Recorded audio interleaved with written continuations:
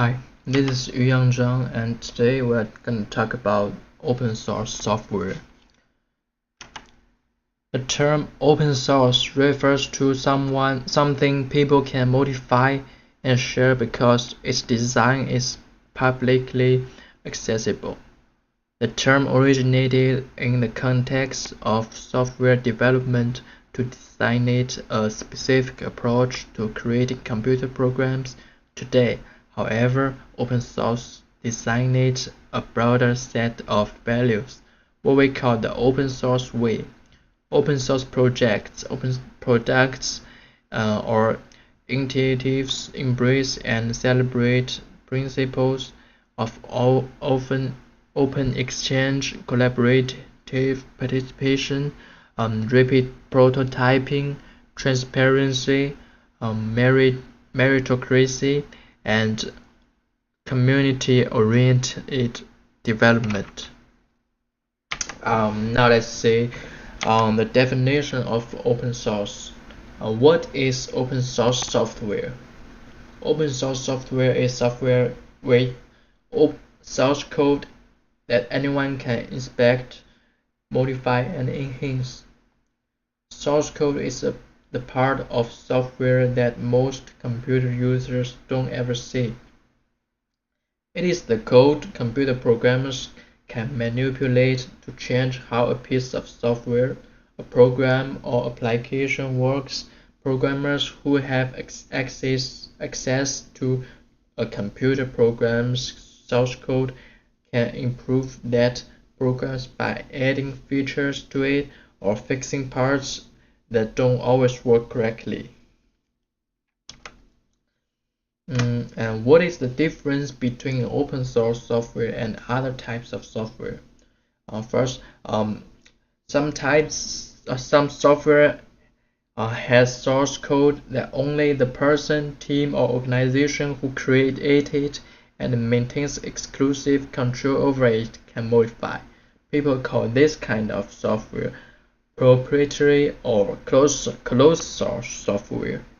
Only the original authors of proprietary software can legally copy, inspect, and alter that software, and in order to use proprietary software, computer users must agree, usually by signing a license displayed the first time they run this software, that they will not do anything with the software that the software's author have not expressly permitted. Microsoft Office and Adobe Photoshop are examples of proprietary software. And open source software is different. Its authors makes its source code available to others who would like to view the code, copy it, learn from it, alter it, or share it. LibreOffice and GNU image manipulation program are examples too of open source software. As they do with proprietary software, users must accept the terms of a license when they use open source software, but the legal terms of open source license differ dramatically from those of proprietary licenses. And why would we use open source software? People prefer to open source software to proprietary software for a number of reasons, including first, control. Many people prefer open source software because they have more control over that kind of software. They can examine the code to make sure it's not doing anything they don't want it to do, and they can change parts of it they don't like. Users who aren't programmers also benefit from open source software because they can use this software for any purpose they wish, not merely the way someone else thinks they should. The second one is training. Other people like open source software because it helps them become better programmers. Because open source code is publicly accessible, students can easily study it, and as they learn to make better software, students can also share their work with others, inviting comment and critique as they develop their skills. When people discover mistakes in programs source code, they can share those mistakes with others to help them avoid making those same mistakes themselves. The third one is security. Security is always important. Some people prefer open source software because they consider it more secure and stable than proprietary software. Because anyone can view and modify open source software, someone might spot and correct errors or omissions that a program's original authors might have missed. And because so many programmers can work on a piece of open source software without asking for permission from original authors, they can fix, update, and upgrade open source software more quickly than they can proprietary software. The last one is stability. Many users prefer open source software to proprietary software for important long-term projects. Because programmers publicly distribute the source code for open source software, users relying on their software for critical tasks can be sure their tools won't disappear or fall into disrepair if their original creators stop working on them.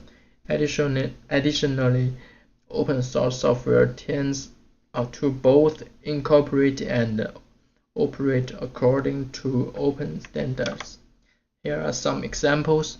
In the accounting field, SQL Ledger, the accounting system, and for antivirus, ClamAV, and for database, the LDAP, MySQL, PostgreSQL, a relational database with ability to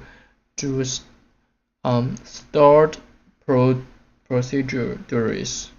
Knowledge management plan is open source content management system, a knowledge tree. And what is open source beyond software?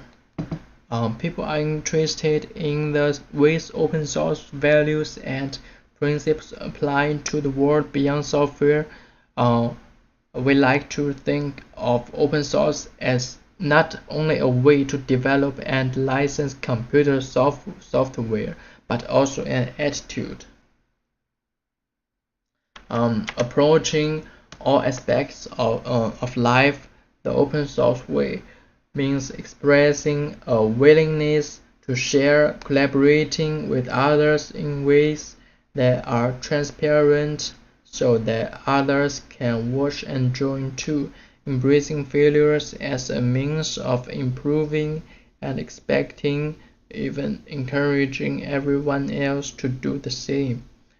It also means committing to play an active role in improving the world, which is possibly only when everyone has access to the way the world is designed. The world is full of source code, blueprints, recipes, rules that guide and shape the way we think and act in it. We believe this underlying code, whatever its form, should be open, accessible, and shared, so many people can have a hand in altering it for the better.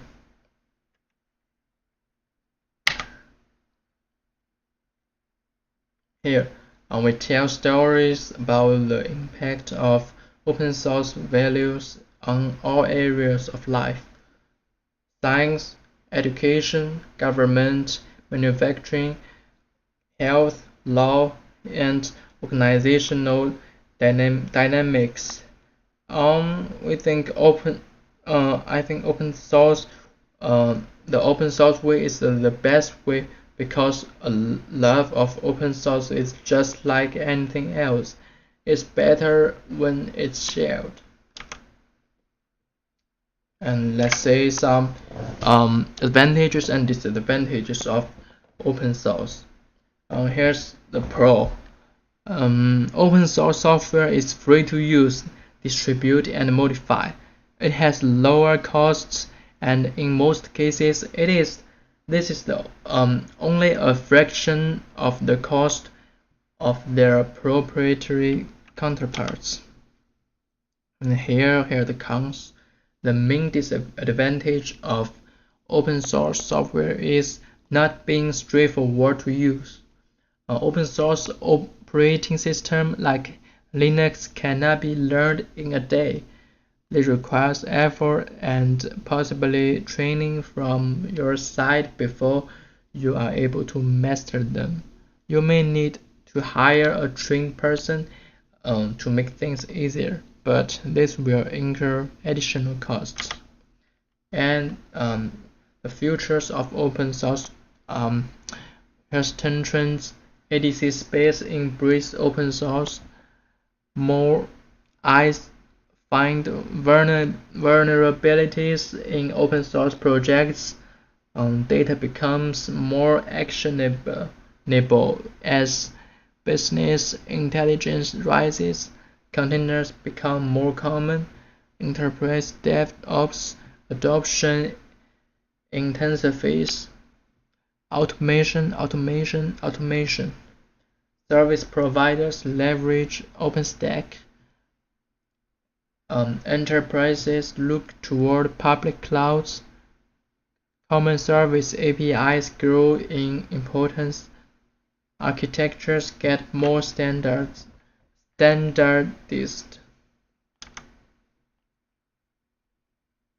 Is open source software only important to computer programmers? The answer will be no.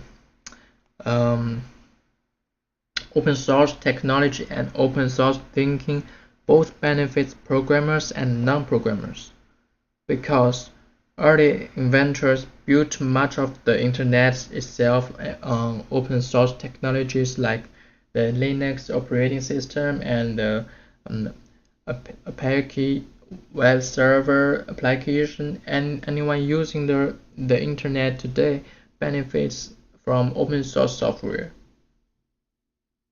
Every time computer users view web pages, check email, chat with friends, stream music online, or play video games, their computers, mobile phones, or gaming consoles connect to a global network of computers using open source software to route and transmit their data to the local devices they have in front of them.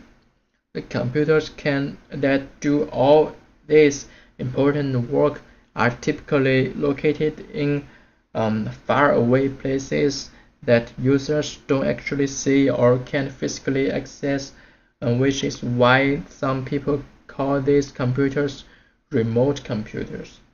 More and more people rely on remote computers when performing tasks they might otherwise perform on their local devices. For example, they may use online word processing, email management, and image editing software that they don't install and run on their personal computers. Instead, they simply access these programs on remote computers by using a web browser or mobile phone application. When they do this, they are engaged in remote computing. There are also cloud computing. Cloud computing is an increasingly important aspect of everyday life with internet connected devices. Some cloud computing applications like Google Apps are proprietary. Others like OnCloud and Nextcloud, they are open source. Okay, now is the conclusion. In my opinion, open source has become more important, and I think more people will use the open source, especially for the student group. Okay, that's my presentation. Thank you.